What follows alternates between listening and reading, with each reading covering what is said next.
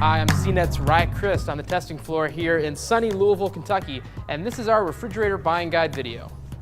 I'm standing right next to the LG SmartThink refrigerator, and this is an example of a French door model and also a smart refrigerator. It's a very nice high-end unit.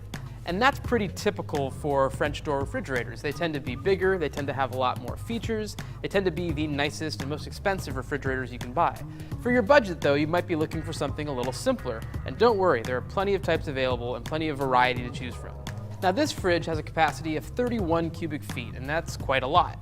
The average adult needs only 4 to 6 cubic feet. That's about 2 mini refrigerators worth.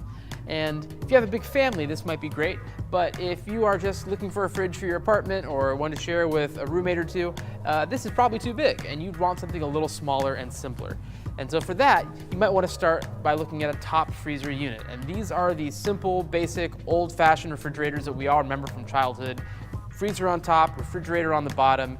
If you go with a top freezer unit, you're going to have a lot of variety to choose from, and they're going to be at a bargain. They're very cheap compared to one like this. So you can find a very nice unit that's top freezer, but has some nice features, not as much as this, no smart screen or anything like that, but will still do the job.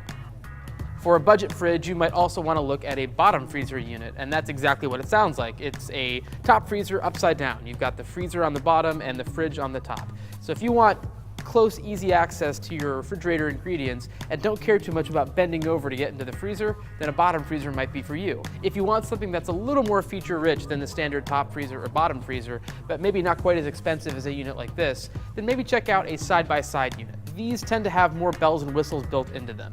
Not quite so much as one like this, but some do, and they tend to be a little less expensive than French doors. Once you've locked down exactly what type of fridge you want and how much space you need inside of it, you'll probably want to turn your attention to the style and features that are right for you.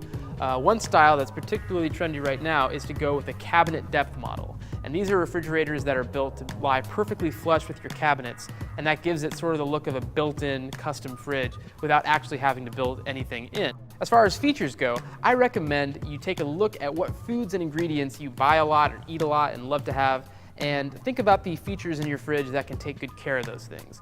If you eat a lot of frozen dinners, or you like to buy food in bulk and then freeze it to save money, you might want to look for a unit that can protect against freezer burn. If you like frozen pizza, you might want to look for a unit like this Samsung that has a special pizza drawer that can make storing them really easy.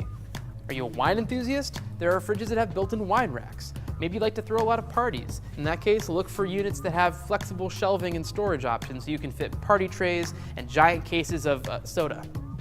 And of course, there are an increasing number of smart refrigerators like the LG right here on the market today. So if you want a smart fridge, take a look at them. They've got some cool features. This one's got a touch screen. There are some that you can control by your smartphone. There are others that have smart energy efficiency settings, and those are kind of valuable because in most houses, the refrigerator is the biggest power hog. For more helpful buying info, check out the rest of our buying guide, and also check out our review section to see which refrigerators we like the most. For CNET, I'm Ryan Christ.